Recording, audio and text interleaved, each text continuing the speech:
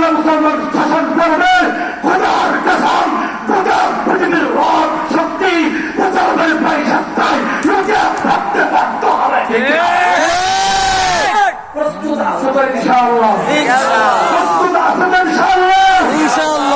Bangla slogan নয়, 56,000 বর্গমাইল লাল সমাজের বাংলাদেশের একটাই স্লোগান, একটাই জাতীয় স্লোগান, সেটা হবে নারায়ে তাকবীর। নারায়ে তাকবীর।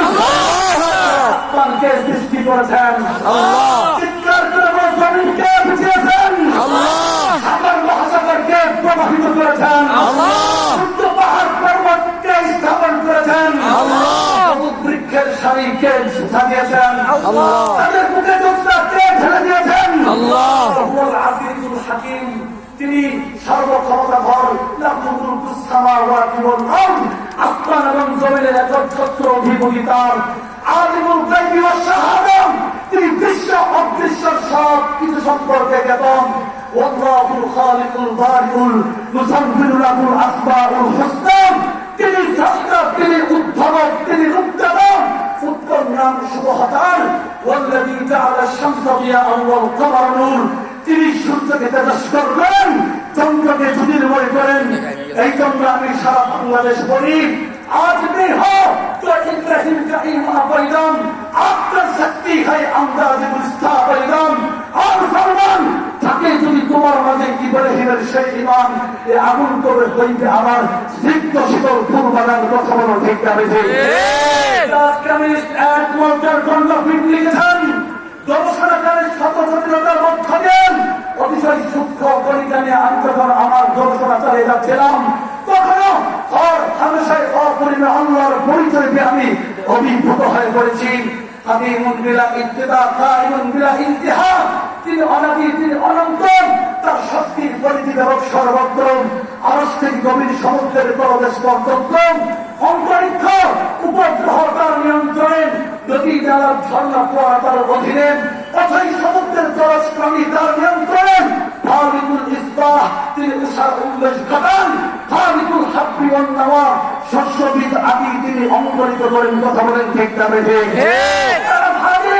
এই জন্য আল্লাহু আকবার স্লোগান যদি মুসলমান তুলতে পারেন, শুধু বাংলাদেশ নয়, আফগান যেভাবে স্বাধীন হয়েছেন, সিরিয়া দামেস্ক যেমন স্বাধীন হয়েছেন, ঠিক তেমনি ভাবেন ফিলিস্তিন আজাদ হবেন, বাইতুল মুকাররম স্বাধীন হবেন, আর সেই বাবরি মসজিদ আজাদ হবেন।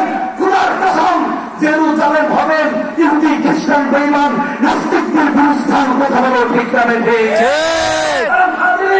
এজন্য স্লোগান একটা, সেই স্লোগানের নাম কি? আল্লাহু আকবার। স্লোগানের নাম কি?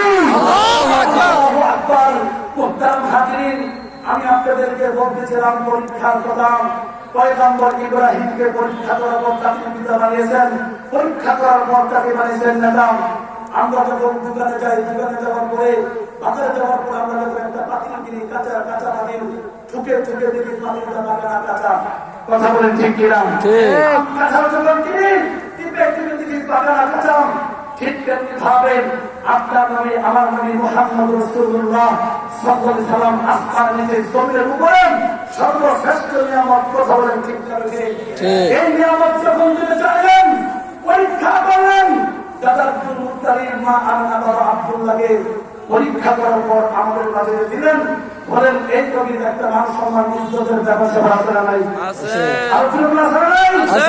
আল্লাহ পাক রব্বুল আলামিন নবীকে প্রেরণ করার পরে নবীর নিরাপত্তার, ইজ্জতের নিরাপত্তা রক্ষা কবচ করে আয়াত নাযিল করে দিলেন।